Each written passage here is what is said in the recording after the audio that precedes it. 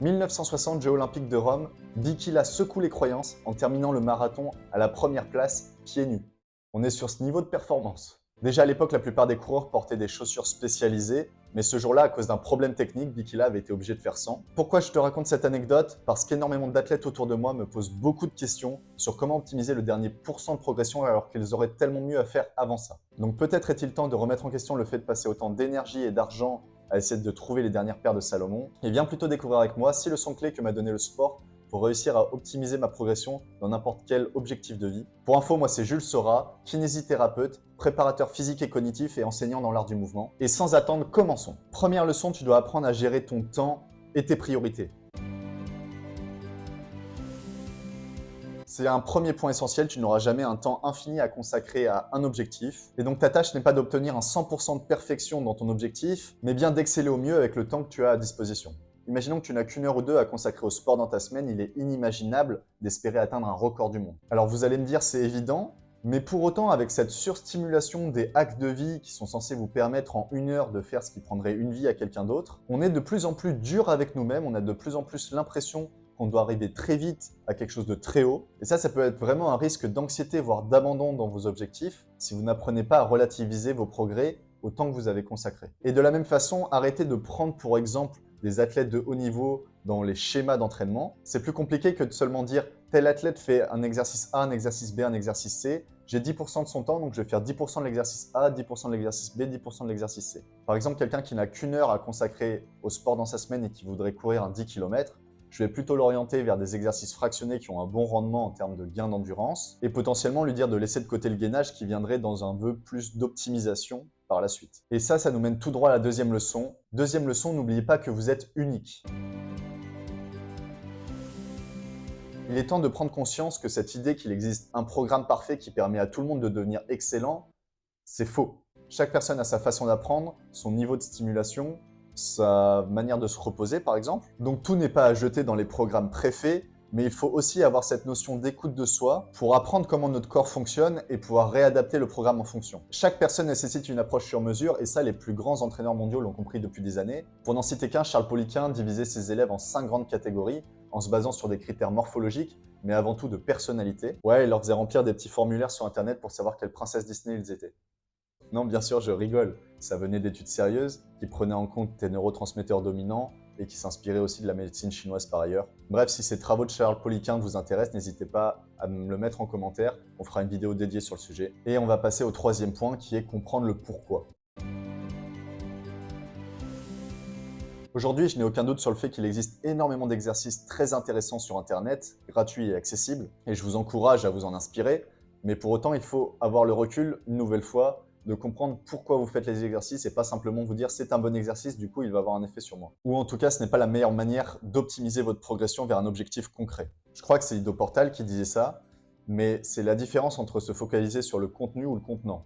Imaginez un verre rempli d'un liquide, le verre ce serait votre exercice, le contenant, et le liquide ce serait qu'est-ce que cet exercice vous apporte. Dans la vie, on est plus intéressé par ce qui est à l'intérieur du verre que par le verre en soi. Ça doit être la même idée dans les exercices que vous faites dans votre préparation physique. Ne pas s'arrêter à simplement « Oh, mais cet exercice, il est simple » ou « C'est un exercice pour gamin », mais « Ah, ben peut-être qu'en fait, à travers cette simplicité, cet exercice m'apporte des valeurs qui vont être essentielles par la suite pour progresser. » Et Dieu sait qu'on est énormément parasité par les mauvaises croyances sur le sujet. Mais comme tous les points vus dans cette vidéo, nous ferons un format dédié et plus long. Et c'est un bon moment pour vous inviter à aimer la vidéo si vous voulez nous soutenir dans ce qu'on fait, à vous abonner à la chaîne pour ne pas rater les contenus du genre qui vont continuer à sortir. Je pourrais citer par exemple cette croyance qui voudrait que si on fait un travail intensif, on va forcément avoir un volume musculaire conséquent qui va se dégager. Qu'en gros, si vous allez dans le rouge dans vos séances, vous allez forcément développer des muscles énormes qui vont finir par exploser ou vous développer un physique à la Schwarzy. Eh bien ça, par exemple, c'est faux. Vous n'avez qu'à regarder les grimpeurs d'escalade qui sont fins comme ça et qui pour autant sont capables de vous faire des tractions à un bras sans aucun problème. Une autre déformation dans l'entraînement physique serait de penser que tout travail doit passer par de l'analytique, par de l'isolation,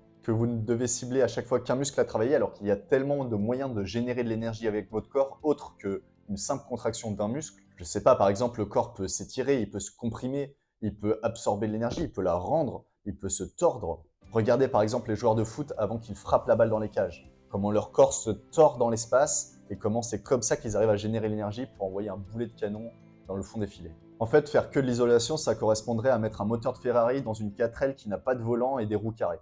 J'exagère? Presque pas. Le cerveau a besoin de motivation pour continuer à aller s'entraîner tous les jours, pour continuer à poursuivre un objectif. Et pour ça, rien de mieux que de lui donner des repères numériques concrets pour qu'il puisse comprendre où il en est de ce dit objectif. C'est pas pour rien que les montres connectées en course à pied se vendent comme des petits pains. Votre cerveau est vite dopé aux chiffres, il adore ça. Et ça, je le vois très bien avec mes patients en kinésithérapie. Si je lui dis simplement « Oh oui, je pense que vous avez un peu progressé cette semaine, vous le sentez pas ?» Ça va avoir un impact sur sa motivation tout autre que si je lui dis « Regardez, j'ai mesuré, vous avez monté de 5 cm de plus que la semaine précédente. » Et ça nous amène à la 5e leçon, ne jamais sous-estimer l'aspect cognitif. L'aspect cognitif est essentiel et il est de plus en plus mis en avant dans la prépa physique des sportifs de haut niveau par exemple. Je vais prendre mon expérience de l'athlétisme par exemple. Je sais qu'en entraînement, mon entraîneur me disait souvent que j'étais capable de faire un podium aux France et pourtant je n'ai que difficilement passé le top 10 français. Et c'est vrai que mes perfs à l'entraînement laissaient penser que j'étais capable de faire bien mieux en compétition. Qu'est-ce qui s'est passé alors? Eh bien j'avais cette sorte de paralysie de stress qui venait me parasiter pendant mes compétitions. Eh bien si c'était à refaire, j'aurais essayé de me projeter dans des expériences similaires dans mes entraînements de manière à être mieux préparé au jour J à vous confronter à cette situation. Votre cerveau n'aime pas le fait d'être sorti de sa zone de confort. Donc il faut arriver au mieux à prédire qu'est-ce qui va se passer le jour J et arriver à reproduire ces situations en entraînement de manière à ne pas être déstabilisé au moment de sortir votre performance. Et je vais vous dire, c'est la même chose pour n'importe quoi dans la vie, que ce soit un oral de français ou un entretien avec votre boss. Vous voulez au mieux savoir qu'est-ce qui va se passer, qu'est-ce qui va potentiellement arriver comme question sur la table, de manière à pouvoir réagir du tac au tac et ne pas être déstabilisé dans votre confiance. On pourrait continuer à parler d'application, d'adaptation, de création, mais on a déjà fait une vidéo sur le sujet. Si ces termes ne vous parlent pas, je vous invite à aller la regarder. Et enfin, terminons avec le dernier point, ton équilibre et ta récupération. Et oui, parce qu'il ne faut jamais oublier qu'un entraînement, c'est des phases de travail, mais aussi des phases de récupération et un équilibre de vie. Alors, certains d'entre vous n'auront aucun problème avec le fait de glander, mais d'autres vont avoir un côté plus obsessionnel vis-à-vis de leur objectif, vont vouloir continuer à tout le temps entretenir de l'intensité, de l'intensité, de l'intensité, et vont finir tôt ou tard par avoir des soucis, que ce soit des blessures ou simplement de l'anxiété, de l'abandon, parce que votre corps a besoin aussi de ces phases de repos pour pouvoir reprendre la progression de manière optimale. Et quand je dis repos, c'est du sommeil, mais c'est aussi une alimentation saine, c'est aussi des moments sociaux. N'oubliez pas que plus votre objectif est compliqué, plus il faut le visualiser comme un marathon et pas comme un sprint. Vous ne voulez pas vous cramer dès les premiers kilomètres, vous voulez arriver à entretenir cette flamme, à entretenir cette énergie pour arriver jusqu'au bout du processus. Et voilà, on arrive au bout de ces 6 leçons de vie basées sur mes expériences sportives. Encore une fois, si vous êtes intéressé par ce qu'on fait, n'hésitez pas à vous abonner à la chaîne pour pouvoir suivre la suite des contenus. Et on se dit à très vite dans ce monde fascinant du cognitif et du physique. Ciao!